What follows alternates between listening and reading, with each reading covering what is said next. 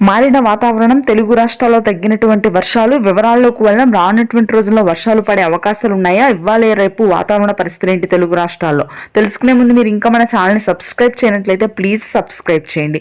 బంగాళాఖాతంలో ఏర్పడిన ఉపరితల ఆవర్తన ద్రోణి బలహీనపడడంతో తెలుగు రాష్ట్రాల్లో తక్కువ వర్షాలు నమోదవుతాయని చెప్పవచ్చు.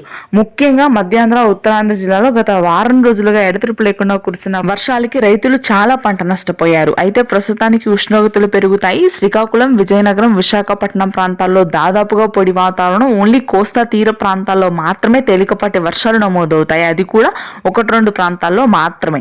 ఇక మధ్యాంధ్ర, గుంటూరు, కృష్ణా, కోనసీమ, ఆ తర్వాత ప్రకాశం జిల్లాలో మాత్రం పూర్తి స్థాయిలో పొడి వాతావరణం ఉంటుంది. అత్యధిక ఉష్ణోగ్రతలే నమోదవుతాయి, ఎటువంటి వర్షాలు నమోదు కావు.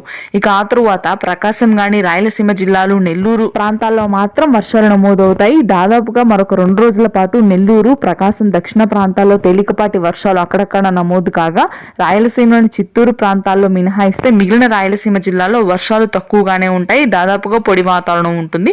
ఒక్క చిత్తూరు, కడప ప్రాంతాల్లో మాత్రమే తేలికపాటి వర్షాలు ఉంటాయి. తెలంగాణ వ్యాప్తంగా పొడి వాతావరణం కొనసాగుతుంది. ఎటువంటి వర్షాలు నమోదు కావు. చలి తీవ్రత కూడా తగ్గుతుంది. ఇది ప్రస్తుతానికి వెదర్ అప్డేట్. Thank you.